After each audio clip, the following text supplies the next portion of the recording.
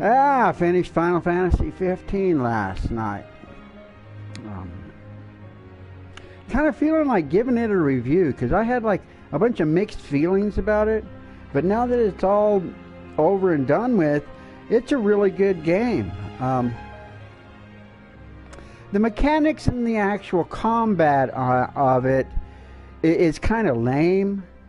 You basically just have one or two moves, but when it's all said and done, especially on the big last boss fights, just make sure you have tons of potions.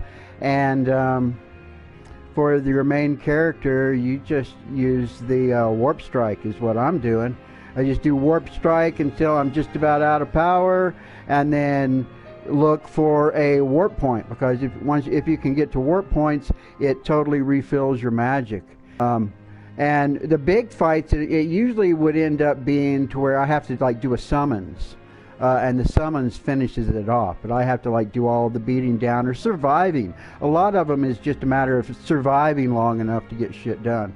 And the game, I would say it's like broken into two pieces.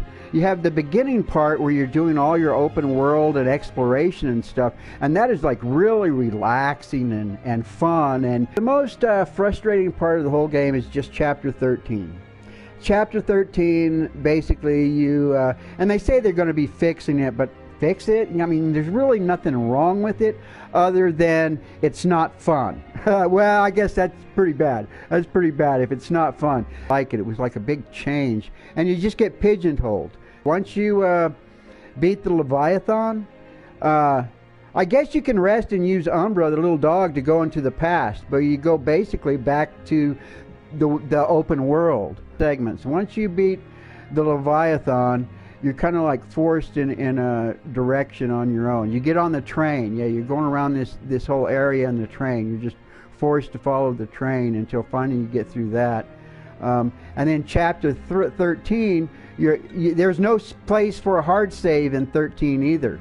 And you're basically by yourself going through, just through that big tower. It gets pretty boring.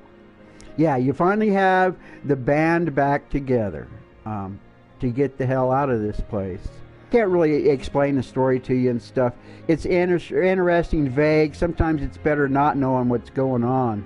And the ending blew me away, so I won't even mention it. It was worth it. When you beat the game, just make sure you sit down there and you wait and you watch through all the credits, and then they do some other stuff, and they have some more credits, and then they do some other stuff.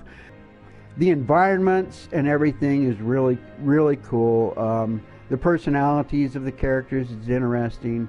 The open world is amazing. So I'm going to continue playing probably just to try and get the platinum trophy. And there's a hidden one, and I'm assuming that's a chocobo race, because there is an ascension point you can get for racing chocobos. And riding chocobos is so much fun. Just running around in the open world is awesome.